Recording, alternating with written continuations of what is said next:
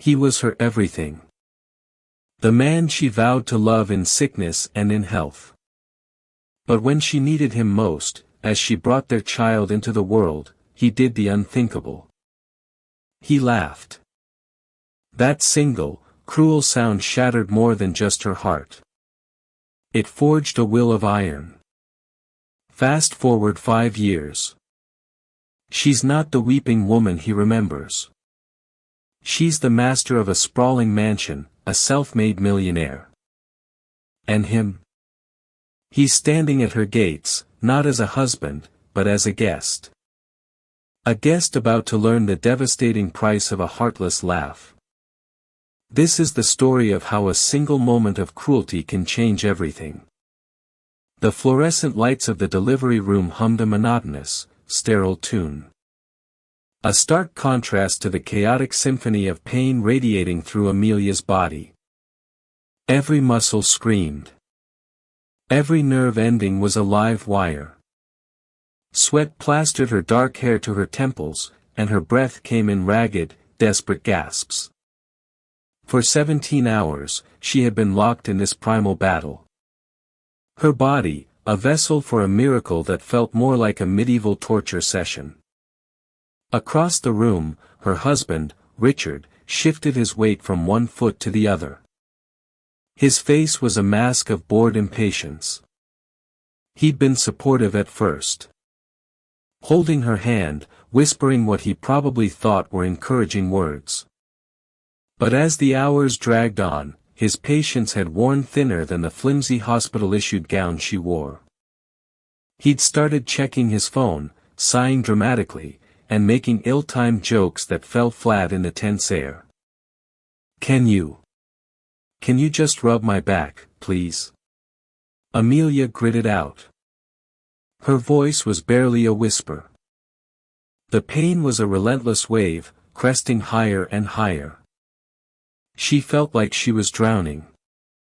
Richard looked up from his phone, a flicker of annoyance in his eyes. Again. I just did that, honey. The nurse said it could still be a while. Please, she begged, the word tearing from her throat. It's really bad. With an exaggerated sigh, he pushed himself off the wall and shuffled over to her bedside. His touch was clumsy, perfunctory. A far cry from the tender caresses he'd once showered her with.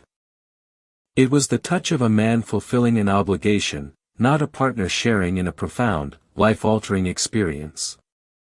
They had met in college, a whirlwind romance straight out of a storybook. He was the charming, ambitious business major. She was the bright-eyed art history student, captivated by his confidence and grand plans. He'd promised her the world, a life of comfort and security. And for a while, he delivered. They married a year after graduation, and he quickly climbed the corporate ladder at a prestigious financial firm. Amelia, at his urging, had put her own career aspirations on hold. To create the perfect home, to be the perfect corporate wife. She hosted his colleagues, remembered their birthdays, and smoothed over his social gaffes with her innate grace. She was the wind beneath his wings, a role she had accepted with love and devotion. Now, as another contraction seized her, a guttural cry escaped her lips. She squeezed her eyes shut, her knuckles white as she gripped the bed rails. I can't do this, she sobbed, the fear and exhaustion overwhelming her. Don't be so dramatic, Amelia, Richard said, his voice laced with an unnerving detachment. Women have been doing this for thousands of years. It's natural. His words were a slap in the face. Natural? This agony felt anything but natural. It felt like her body was being torn asunder. She needed his strength, his compassion, his unwavering support. Instead, she got platitudes and a lecture on the history of childbirth. The doctor came in then, her expression calm but firm. Okay, Amelia, it's time. On the next contraction, I need you to push with everything you've got. Summoning a reserve of strength she didn't know she possessed, Amelia did as she was told. She pushed until stars exploded behind her eyelids, until her throat was raw from screaming. And then, in a moment of sheer, blinding agony, she lost control. Her body convulsed, and a strange, involuntary sound, a mix between a groan and a grunt, erupted from deep within her. And that's when it happened. Richard laughed. It wasn't a small chuckle, a nervous titter. It was a full-throated, unrestrained laugh, laced with a derisive edge that cut through the haze of her pain. He pointed at her, his face crinkled in amusement. Did you hear that? You sound like a wild animal. Time seemed to stop. The hum of the lights, the encouraging words of the doctor, the frantic beating of her own heart, it all faded into a deafening silence. The only thing that existed in that moment was the sound of her husband's laughter, echoing in the sterile room. A cruel, mocking testament to her vulnerability. A profound and chilling clarity washed over Amelia. In that single, heart-shattering moment, the man she had loved, the man she had built her life around, ceased to exist. In his place stood a stranger, a man who could find humor in her suffering. Who could mock her at her most primal, most exposed moment. The love she had so carefully nurtured for him, the years of sacrifice and unwavering support, all of it curdled into something cold and hard in her chest. A new kind of strength, born not of love but of a chilling, resolute fury, surged through her. With a final, primal scream that had nothing to do with the pain of childbirth and everything to do with the birth of a new, unshakable resolve, she gave one last, monumental push. And then the room was filled with the lusty cry of a newborn baby. "It's a girl," the doctor announced, her voice warm and congratulatory. They laid the tiny, wriggling creature on Amelia's chest. And as she looked into the impossibly dark eyes of her daughter, she made a silent, solemn vow. She would never again be in a position where she had to beg for comfort.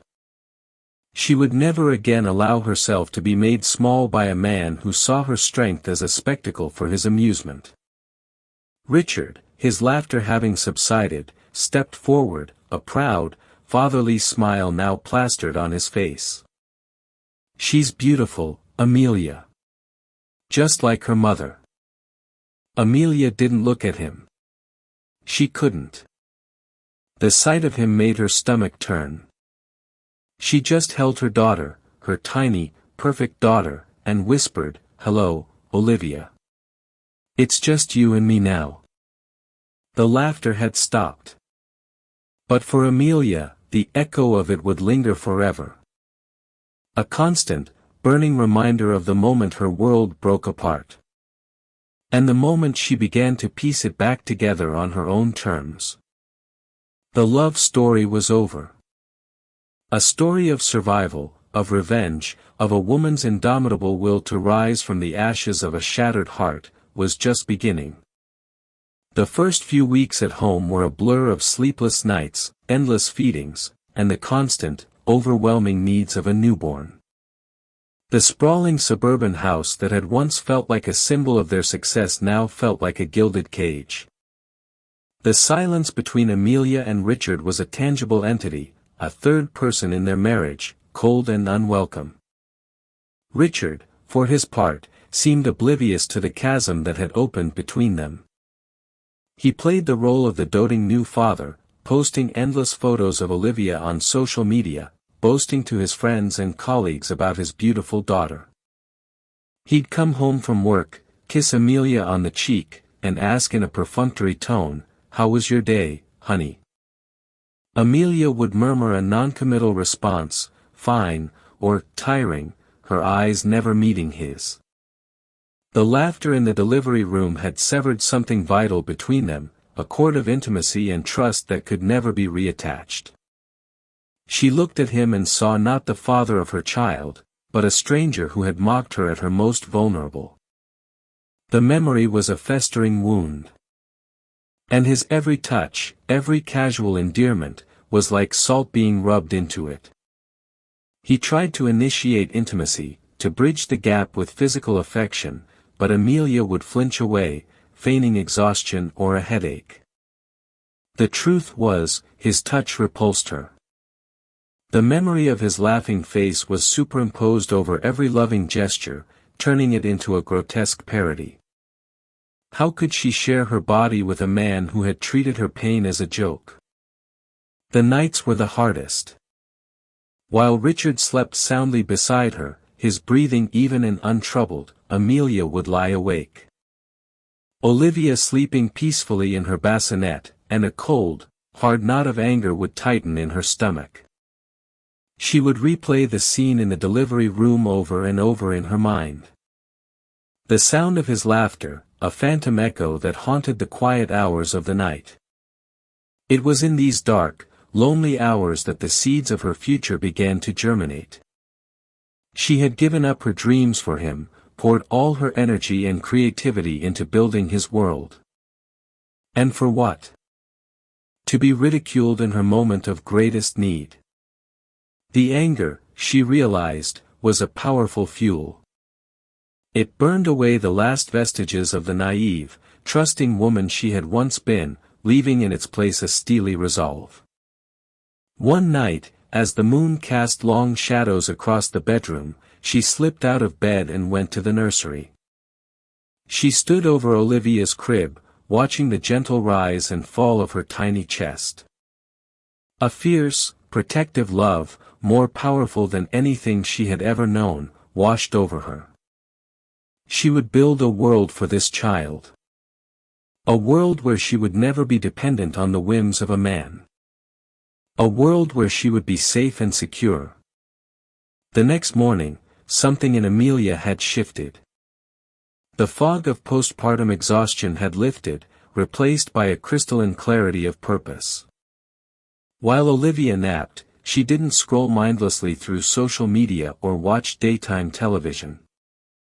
She went to her long-neglected home office. A space that had been more of a storage room for Richard's old college textbooks and sporting equipment than a place of work. She dusted off her old laptop, the one she'd used for her art history thesis.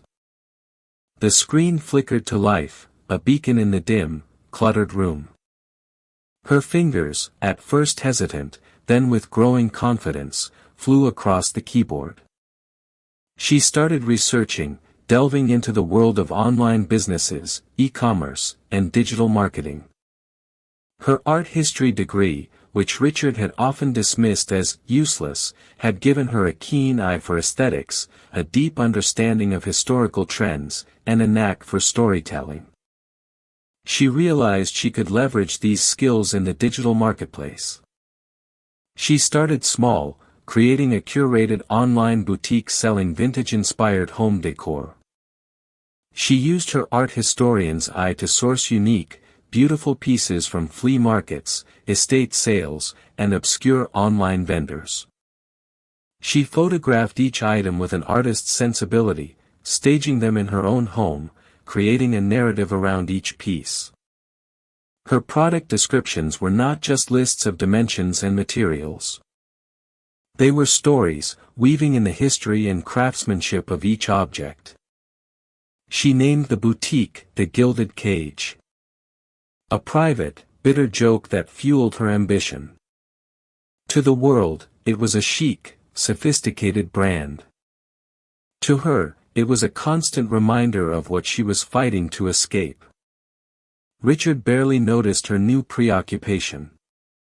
He saw her on her laptop and assumed she was playing on the internet, as he dismissively called it. He was too consumed with his own world, his own career, to pay much attention to his wife's little hobby. The first sale came a month later. A modest purchase of a set of antique teacups. Amelia watched the notification pop up on her screen, her heart pounding with a thrill she hadn't felt in years. It was a small victory, but it was hers. And it was a taste of the independence she craved. The sales started to trickle in, then flow. Her keen eye for trends, her elegant branding, and her compelling storytelling resonated with a growing audience. She reinvested every penny she made back into the business, expanding her inventory, upgrading her website, and learning everything she could about search engine optimization and social media marketing. She worked in the stolen hours of the day while Olivia slept, or in the dead of night while Richard snored beside her. The house was her warehouse. The garage, her shipping department. She was a one-woman army, fueled by coffee, ambition, and a burning desire to prove him wrong. One evening, Richard came home from work, tossing his briefcase onto the sofa with a weary sigh. "Tough day at the office," he announced, loosening his tie. "The market's in a slump. We lost a major client." Amelia, who was in the midst of packaging an order for a hand-painted Italian vase, looked up. A strange sense of detachment washed over her. His world of high finance, which had once seemed so important, so all-consuming, now felt distant and insignificant. "That's a shame," she said, her voice neutral. She sealed the box with packing tape, the sound a crisp, definitive rip in the quiet room. He looked at her then, a flicker of something unreadable in his eyes. He noticed, perhaps for the first time, the stacks of boxes in the corner, the meticulous organization of her workspace. "You're still doing this thing?" he asked, a hint of condescension in his tone. "Are you actually making any money from it?" Amelia met his gaze, her own eyes cool and steady. "Enough," she said, her voice quiet but firm. She printed the shipping label and affixed it to the box. In that moment, she wasn't just a wife and mother. She was a businesswoman, an entrepreneur. The silent architect of a new life. A life that was slowly but surely diverging from his. And he, in his arrogance and self-absorption, was completely oblivious to the fact that the foundations of his world were beginning to crumble. The gilded cage was about to be broken open. Not by force, but by the quiet, relentless work of the woman he had so foolishly underestimated. The next 2 years passed in a whirlwind of dual realities. To Richard, life continued on its predictable, comfortable trajectory. He went to the office. He played golf on the weekends. He attended PTA meetings where he charmed the other parents with his easy smile and confident demeanor. He saw Amelia as the beautiful wife, the devoted mother, the woman who kept his home running like a well-oiled machine. He noticed she was on her laptop more often, that the garage was becoming increasingly cluttered with boxes. But he dismissed it as a harmless, time-filling hobby. He was the breadwinner, the one whose career mattered, the one who provided for their family. Her little online shop was, in his mind, a quaint diversion, something to keep her busy while he conquered the world of finance. He was living in a world of his own making, a comfortable illusion that was about to be spectacularly shattered. Amelia's world, in contrast, was a hive of activity. A parallel universe humming with the energy of creation and commerce. The gilded cage had exploded.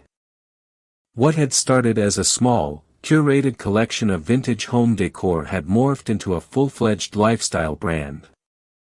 Amelia had expanded into artisanal furniture, handcrafted textiles, and a line of organic, small-batch candles and soaps. Her eye for quality, her impeccable taste, and her genius for marketing had tapped into a zeitgeist of consumers hungry for authenticity and beauty. She was no longer a one-woman army. She had a small, dedicated team of remote employees, a customer service representative, a social media manager, and a logistics coordinator. The garage had been abandoned in favor of a rented warehouse space. And the hum of her laptop had been replaced by the constant ping of new orders, emails from suppliers, and messages from her growing team. She had become a master of compartmentalization. During the day, she was mom, taking Olivia to the park, arranging playdates, and reading bedtime stories. But the moment Olivia was asleep, she transformed into the CEO of her burgeoning empire. A sharp, savvy businesswoman who negotiated contracts, analyzed sales data, and made high-stakes decisions with a cool head and an iron will. The money, at first a trickle, had become a torrent. She had opened a separate bank account, a secret ledger of her success. She watched the numbers climb with a grim sense of satisfaction. It wasn't about the luxury. It was about the freedom. Each dollar was a brick in the fortress she was building around herself and her daughter. A fortress that Richard, with his casual cruelty and oblivious arrogance, would never be able to penetrate. The first crack in Richard's carefully constructed reality appeared on a Tuesday evening. He came home from work, complaining about a deal that had gone south, and tossed a stack of mail onto the kitchen counter. Bills, bills, and more bills, he grumbled. The cost of everything is going up. Amelia, who was calmly sipping a cup of tea, glanced at the mail. On top of the pile was a thick, glossy magazine, a high-end publication dedicated to interior design and entrepreneurship. On the cover, in a stunning, professionally shot photograph, was a woman with dark hair, a serene smile, and eyes that held a universe of secrets. It was her. The headline, in bold, elegant font, read, "Amelia Sterling, the silent titan of e-commerce turns vintage charm into a multi-million-dollar empire." Richard stared at the cover, his mouth slightly agape. He picked it up as if it were a strange, alien object. He looked from the photograph to his wife, who was watching him with a calm, unreadable expression. "What is this?" he asked, his voice a mixture of confusion and disbelief. "It's a magazine," Amelia replied, her voice even. "They did a feature on the Gilded Cage." "A feature?" he stammered, flipping through the pages to the lavish, multi-page spread. There were photographs of her products, testimonials from ecstatic customers, and a detailed account of her business's meteoric rise. The article lauded her as a visionary, a marketing genius, a woman who had single-handedly built a brand that was redefining the landscape of online retail. It mentioned her multi-million-dollar empire. Richard sank into a chair, the magazine spread out on the table before him. He read the words, but they didn't seem to compute. Multi-million-dollar empire. This was his wife, the woman who organized his sock drawer and reminded him of his mother's birthday. How could she be this? This titan? I don't understand, he said, looking up at her, his eyes wide with a dawning, horrified comprehension. When did this happen? It's been happening for a while, Richard, Amelia said, her voice devoid of any emotion. You just weren't paying attention. His mind reeled. The late nights on her laptop, the endless stream of packages, the hushed phone calls he'd overheard, it all clicked into place, forming a picture he had been too self-absorbed to see. He had been living with a stranger. A woman who had built an entirely separate life, a wildly successful life, right under his nose. A wave of conflicting emotions washed over him, shock, confusion, and a bitter, resentful jealousy. He had always been the successful one, the one with the high-powered career. The unspoken agreement in their marriage was that he was the star and she was the supporting cast. Now the roles had been dramatically, irrevocably reversed. Why didn't you tell me? He demanded, his voice rising. It wasn't a question born of genuine hurt. It was an accusation. a protest against this sudden, unwelcome shift in their power dynamic. Amelia took a slow, deliberate sip of her tea before answering. She looked at him, really looked at him for the first time in a long time. She saw not a partner, but an obstacle. A man whose ego was so fragile that her success was a threat to his identity. "Tell you what, Richard," she asked, her voice dangerously quiet. "That I was building a future for myself and our daughter. That I was creating a life where I would never have to depend on a man who could laugh at me in my moment of greatest pain.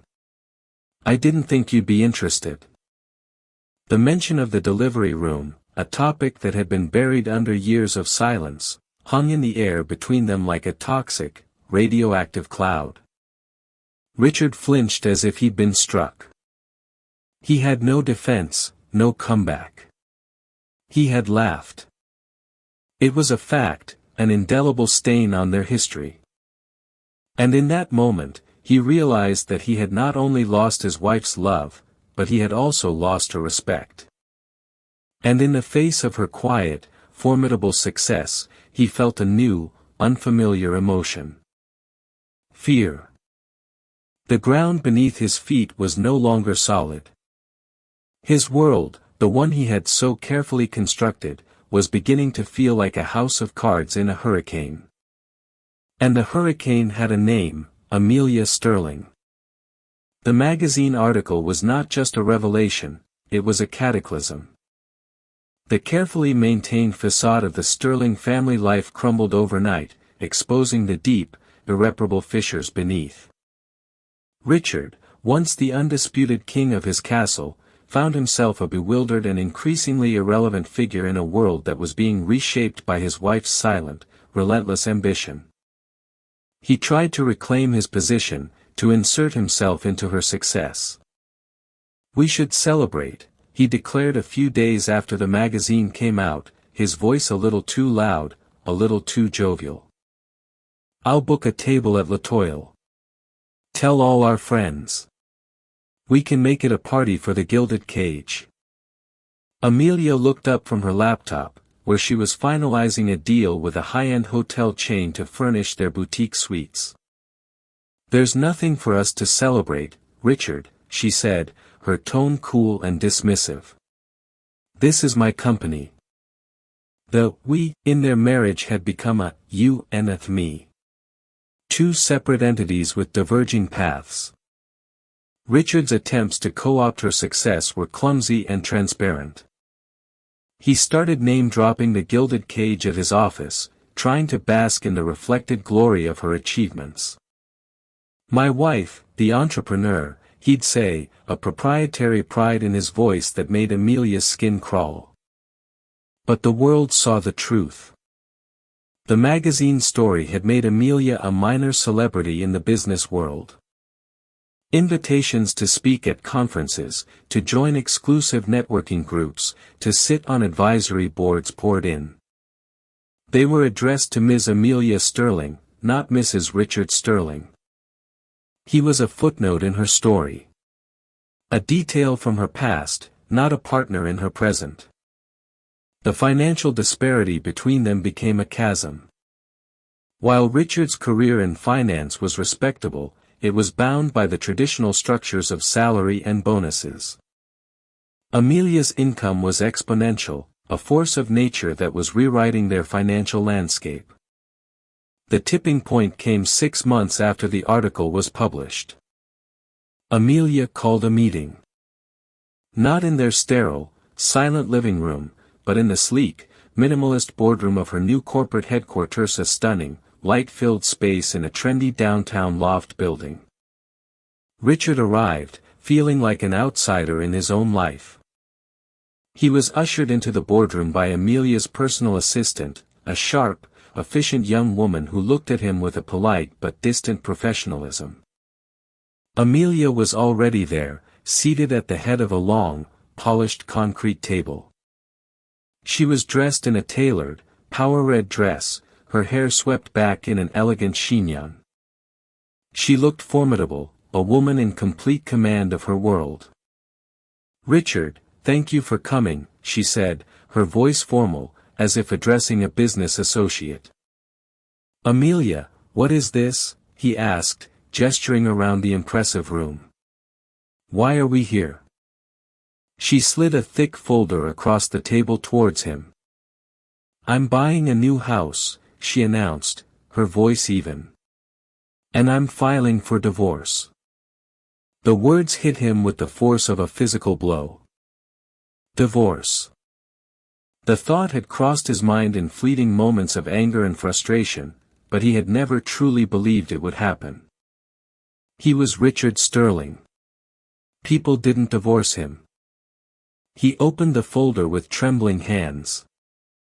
Inside were the legal documents, cold and official, and a glossy real estate brochure. The property featured was not a house. It was an estate. A sprawling contemporary mansion nestled in the most exclusive, secluded enclave in the state, overlooking the ocean.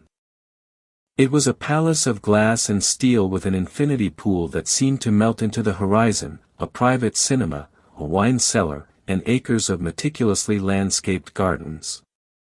It was a world away from their comfortable but ultimately unremarkable suburban home. You're buying this?" he stammered, the scale of her wealth, of her ambition, finally hitting him with its full, crushing weight. "I've already bought it," she corrected him. "The sale closed last week. I paid in cash." Cash. The word hung in the air, a testament to the vast, unbridgeable gulf that now separated them.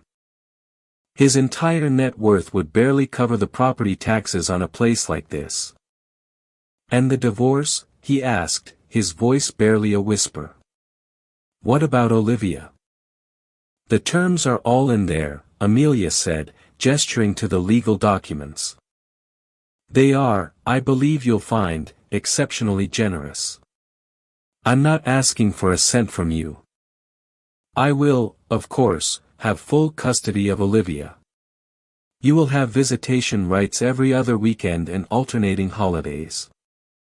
Every other weekend. The words were a death sentence to his vision of family, of fatherhood. He would be a visitor in his own daughter's life. "You can't do this, Amelia," he pleaded, the bluster and arrogance stripped away, leaving only a raw, desperate fear. "We're a family." Amelia's mask of cool professionalism finally cracked, and for a fleeting moment, he saw the woman he had married, the woman whose heart he had broken. Her eyes blazed with a fire that had been smoldering for 5 long years. "A family," she repeated, her voice low and trembling with suppressed rage. "Where was this family when I was screaming in pain, bringing our daughter into the world, and you were laughing at me? Where was this family when I was up all night, building a future for our child, while you slept, oblivious? You didn't want a family, Richard. You wanted an audience. You wanted a support system for your own ego. You just never realized that the person holding up the stage was the one with the real strength." She stood up, the meeting clearly over. "The movers will be at the house next week. They will pack your belongings and deliver them to an apartment I have leased for you downtown. It's fully furnished. You'll be comfortable." She was managing his exit from her life with the same ruthless efficiency with which she ran her business. He was being downsized, outsourced, made redundant. "So that's it?" he asked, a hollow feeling spreading through his chest. "I'm just dismissed?" Amelia walked to the floor-to-ceiling window that overlooked the city, her back to him. "No, Richard," she said, her voice softer now, laced with a weary finality. "You're not dismissed. You're a guest. You will be a guest at Olivia's birthday parties, a guest at her school plays, a guest in the life we have built without you. You are welcome to visit. But you don't live here anymore." He left the boardroom in a daze, the heavy folder clutched in his hand. As he walked through the bustling, open-plan office of the Gilded Cage, he saw the vibrant, creative energy, the collaborative spirit the world his wife had built. It was a world that had no place for him. He had laughed at her in her moment of weakness, and in doing so, he had rendered himself obsolete in her moment of strength. He was no longer her husband, no longer her partner. He was about to become a guest in the magnificent, sprawling mansion of her success. A solitary figure, rattling around in the empty echo chamber of his own regrets. The laughter had finally, truly stopped. And the silence that followed was the sound of his world ending. The mansion was even more breathtaking, and more alienating, in person. The first time Richard drove his sensible sedan up the long, winding driveway, flanked by ancient oak trees and manicured lawns, he felt a profound sense of dislocation. His car seemed comically out of place parked next to Amelia's sleek black Tesla in the cavernous four-car garage. A housekeeper, a polite, uniformed woman who introduced herself as Mrs. Gable, greeted him at the door. "Miss Sterling and Olivia are by the pool," she informed him, her tone professional but not unfriendly. "Please, make yourself at home." But how could he make himself at home in a place that felt more like a modern art museum than a house? The ceilings soared to impossible heights. The walls were vast expanses of white, punctuated by large, dramatic canvases of abstract art. The furniture was minimalist and exquisitely expensive, each piece a statement of taste and wealth he couldn't begin to comprehend. He walked through the echoing, open-plan living space, his footsteps unnaturally loud on the polished concrete floors. He felt like an intruder, a trespasser in this new, rarefied world his wife and daughter now inhabited.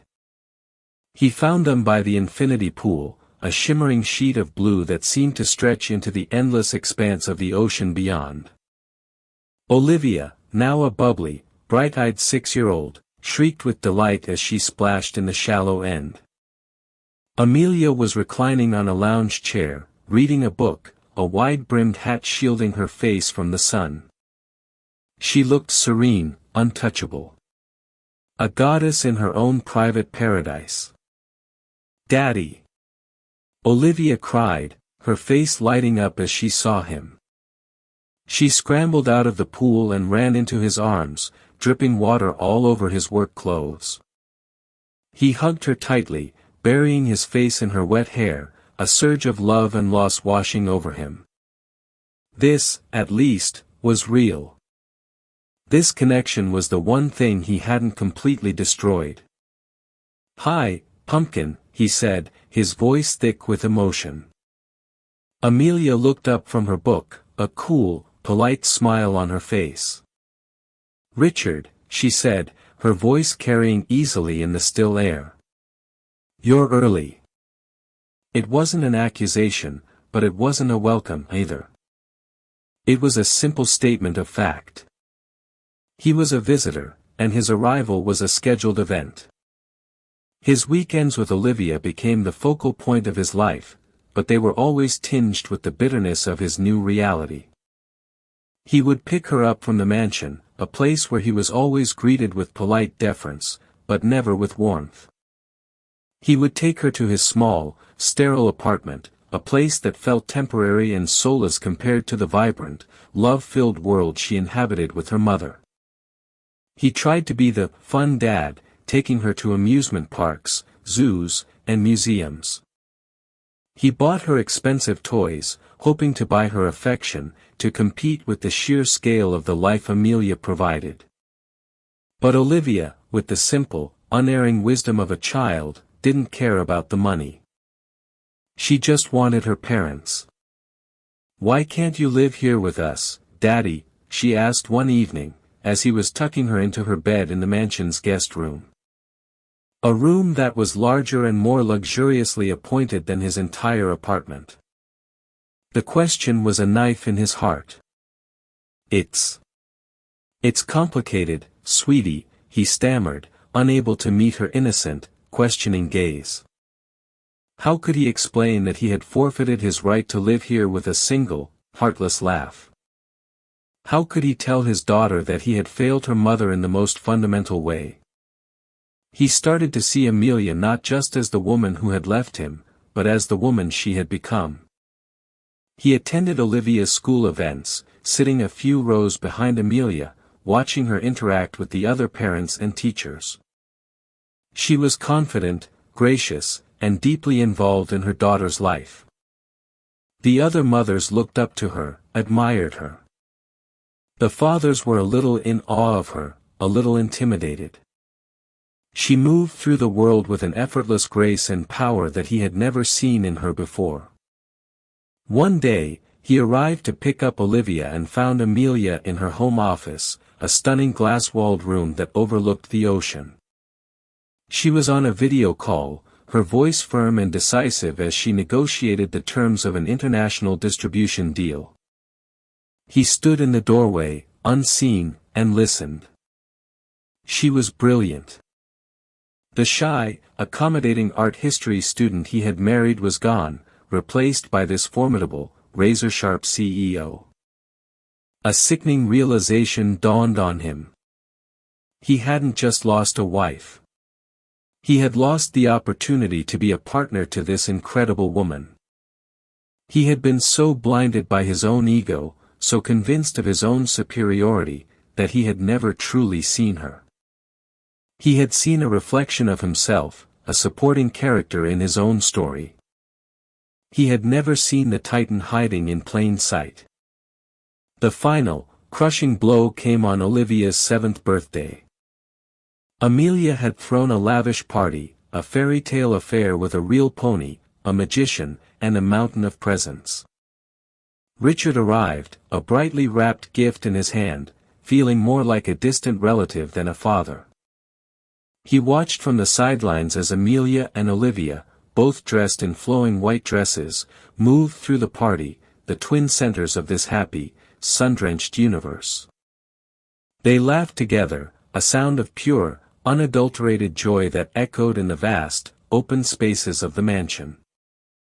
Later, as the guests were leaving, he found Amelia in the kitchen, overseeing the cleanup. "It was a beautiful party," he said, his voice quiet. "Thank you," she said, not looking at him. "Olivia had a wonderful time." "Amelia," he began, his voice cracking. I am so sorry." She finally turned to face him, her expression unreadable. "Sorry for what, Richard? For laughing, or for not believing in me?" "For everything," he whispered, the word a confession of 1,000 small and large sins. "For not being the man you deserved. For not being the father Olivia deserved. I was a fool. I see that now." Amelia was silent for a long moment, studying his face. The anger in her eyes had long since faded, replaced by something that looked almost like pity. "Yes," she said, her voice soft but firm. "You were. But your apology, Richard, it doesn't change anything. You can't unring a bell. You can't unhear a laugh. I built this life, this world for my daughter, not out of spite, but to protect her, to protect myself. I have no anger left for you. I simply have no space for you. Not in the way you want." She turned back to the counter, her movements calm and deliberate. The conversation was over. He walked out of the mansion and into the cool night air. He got into his sensible car and drove away, the lights of the house receding in his rearview mirror until they were just another star in the night sky. He was Richard Sterling, the man who had it all and threw it away with a single, cruel laugh. He was a guest in his daughter's life, a ghost haunting the hallways of his wife's success. And as he drove into the darkness, the only sound was the echo of his own regret. A hollow, lonely sound that would follow him for the rest of his days. He had laughed when she cried. And now, he was left with nothing but the silence. Years turned into a decade. The Gilded Cage became an institution, a global benchmark for aspirational living. Amelia Sterling was a household name, a titan of industry. Her mansion remained her fortress, a sanctuary of controlled perfection. Richard settled into a quieter existence. He left the high-pressure world of finance and found a more meaningful career as a financial advisor for a nonprofit. He helped families navigate debt, plan for their futures. He was a constant, steady presence in Olivia's life. The listening dad. The one who taught her how to drive. The one whose silence was comfortable, not menacing. At 17, Olivia was a striking mix of her parents. She had her mother's thoughtful eyes and her father's easy smile. But a school assignment and essay on a formative event sent her digging into the past. She unearthed an old blog post, a forgotten quote from a hospital source. The story of an arrogant financier who had laughed at his wife during childbirth. The world tilted on its axis. The missing piece, the skeleton key that unlocked the mystery of her family, slotted into place. The impenetrable reserve of her mother. The quiet, penitent demeanor of her father. The invisible wall that stood between them. She didn't confront them. Instead, she rebelled. Her grades slipped. She grew withdrawn, cynical. The family, once governed by a treaty of silence, was thrown into crisis. A meeting was called with the headmaster. With both of her parents. In the oak-paneled office, they sat in adjacent chairs, a canyon of unspoken history between them. Afterward, in the parking lot, Richard broke the 17-year silence. "I think I know what this is about," he said, his voice low. She found out. About the delivery room. The air left Amelia's lungs. The fortress walls began to crumble. "What do we do?" she whispered, the titan of industry asking for help from the man she had cast out. "We can't fix this for her," Richard said, a quiet wisdom in his voice. "But we can show her that wounds can heal, even if they leave scars. We have to talk to her. Together." That evening, Richard stayed for dinner. At the long, imposing dining table, Olivia broke the heavy silence. "I read about it," she said, her voice small. "What happened when I was born?" Richard took a deep breath. "It's true, Olivia," he said, his voice raw with an ancient shame. "I did a cruel and unforgivable thing. I was a weak, arrogant boy. And your mother," he looked at Amelia, his eyes filled with a profound, hard-won respect. "She responded with a strength I couldn't comprehend. I have spent every day since trying to become a man worthy of being your father." Tears streamed down Olivia's face. Amelia felt her own tears welling. She looked at Richard, the guest, the stranger, and saw him clearly for the first time in years. He was not the boy who had laughed. He was the man who had spent nearly 2 decades in quiet atonement. "He's right, Liv," Amelia said, her voice thick. "I built these walls so high to keep the pain out, I never realized I was also locking you inside with it." That conversation wasn't an ending. It was a beginning. Another 5 years passed. The scene is a university lawn, dotted with families celebrating graduation. Olivia, radiant in her cap and gown, is giving the valedictory address. In the front row, Amelia and Richard sit side by side. There is no canyon between them now, only a space of comfortable, respectful silence. They don't hold hands, but their shoulders occasionally brush. "Some families are born perfect," Olivia says from the podium, her eyes finding theirs in the crowd. Others are forged. They are broken and rebuilt, not into what they once were, but into something stronger. Something more honest. I learned that strength isn't about building walls to keep pain out, she continues, a small smile playing on her lips. It's about having the courage to tear them down.